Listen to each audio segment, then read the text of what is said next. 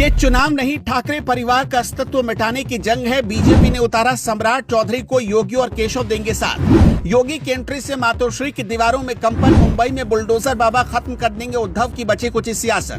BMC फतह के लिए बीजेपी का ब्रह्मास्त्र, मातोश्री के गढ़ में भगवा फहराने की कसम। संजय राउत ने इशारा कर दिया, उद्धव राज बर्बाद हो गए। जब देश की आर्थिक राजधानी पर भगवा फहराने के लिए राजनीति के सबसे बड़े बाहुबली मैदान में उतर जाएं और विरोधियों के बचे कुचे किले को ढहाने के लिए कसम खा लें, तो समझ लीजिए कि ये चुनाव नहीं बल्कि अस्तित्व मिटाने की जंग है। मुंबई की सियासत में अब वो होने जा रहा है जिसका डर मातोश्री की दीवारों के भीतर बैठे नेताओं को सताने लगा है, और ये करने जा रही है बीजेपी।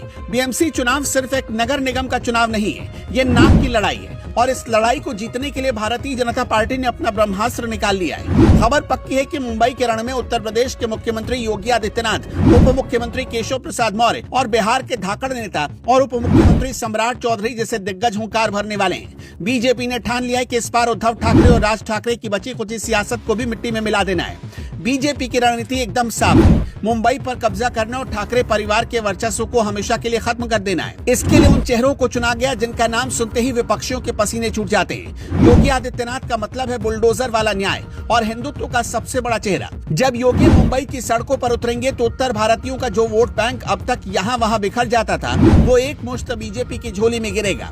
केशव प्रसाद मौर्य और सम्राट चौधरी की एंट्री भी इसी मास्टर प्लान का हिस्सा है। मुंबई में रहने वाले बिहार और यूपी के लाखों लोग इन नेताओं में अपना अक्स देखते हैं। बीजेपी ने इन्हीं भावनाओं को कैश करने का फुल प्रूफ प्लान तैयार कर लिया है। उद्धव ठाकरे गुट की हालत अभी से खराब नजर आ रही।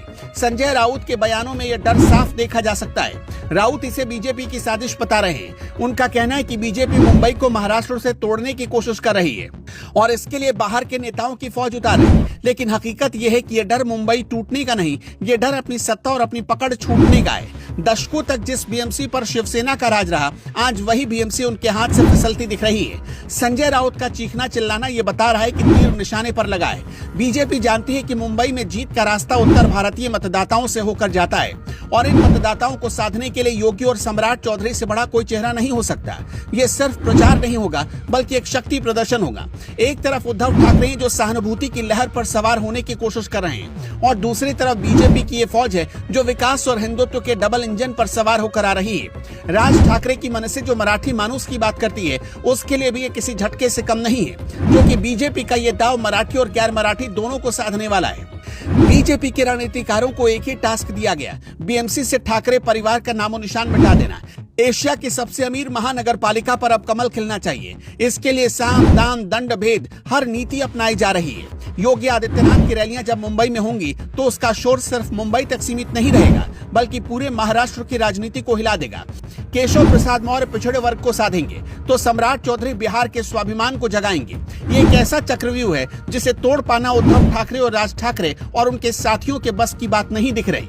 ये चुनाव स्थानीय मुद्दों से ऊपर उठ चुका है, ये वर्चस्व की लड़ाई बन चुका है। बीजेपी ने अपने सबसे बड़े योद्धाओं को मोर्चे पर लगा दिया। संदेश साफ है कि अब कोई समझौता नहीं होगा, अब सीधी टक्कर होगी, और इसी टक्कर में जो बचेगा वही मुंबई का असली किंग कहलाएगा।